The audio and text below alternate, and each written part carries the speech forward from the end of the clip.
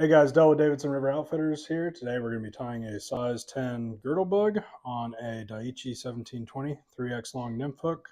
We're starting off here with just a thread base. We're using Vivus A. in black. Just going to get our thread started on the shank here. Take it all the way back to about the barb. We're going to clip off our excess.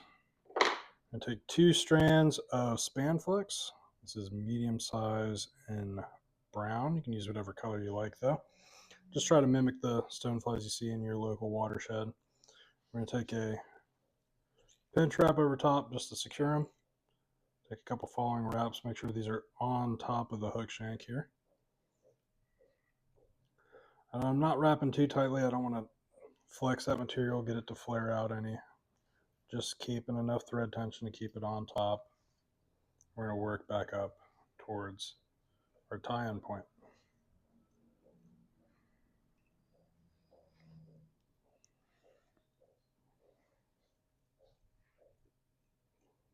And we'll bring it up all the way to the eye.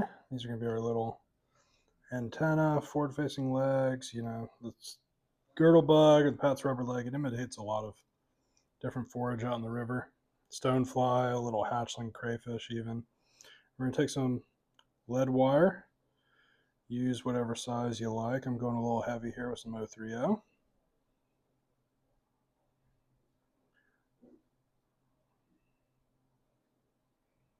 Place it kind of right in the middle of the shank there. I always leave a little bit of room up by the hook eye just so we can taper that chenille back down. Won't throw a lot of bulk. You can just helicopter that lead off or snip it with your scissors. I always use my fingernail just to depress it a little bit so it doesn't make a huge bump. I'll do the same thing with this back leg. We'll tuck it up under there. Alrighty, I'm going to take some wraps of thread over the lead just to secure it, keep it from rotating on the shank. It's going to make a more durable fly. It's going to keep that underbody from spinning on us. You can even build a ramp if you want up to the backside, kind of even out that taper.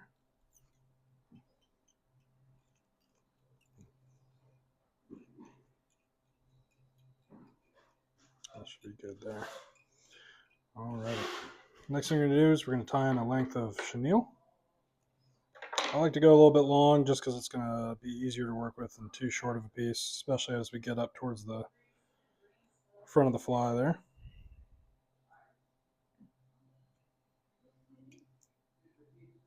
Always trip those fuzzies off the core. Just gives us a little bit neater of a tie-in. Doesn't build up as much bulk. You can also use it to help us build that ramp. That's a little bit extra here. You can either double it back and tie over it if you want it to be super locked in and secure. I'm just going to clip it out. You don't have to deal with it too much.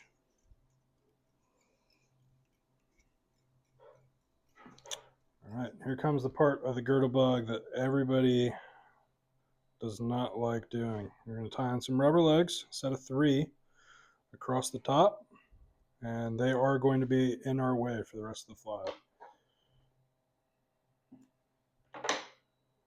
But they look really good. So I'm just going to lay them perpendicular to the hook shank. Just right on top. I'm going to take an X wrap to set them in. From front to back, go around on the front side. Almost like you're setting spinner wings. I'm just going to X wrap over top of them. Get them going out perpendicular to the hook shank. We're going to take our chenille and we're going to start our body here at the back. Always do a complete turn of chenille on the back here just so you get full coverage. And then we'll do touching wraps up the rest of the shank, just fighting those rubber legs, keep them out of our way here. Always like to tighten on it too, just make sure we're getting a real rock solid body on here. This fly is never going to come apart on you if you tie it right. Okay, so with this wrap here, we're going to take our first rubber leg out of this clump of 3, and we're going to trap it with the chenille. We're going to do the same thing on the other side here. And we're basically using the chenille to position our rubber legs. We don't have to set them each in individually, which is another thing you can do with this pattern. I find this to be a little bit of a time saver.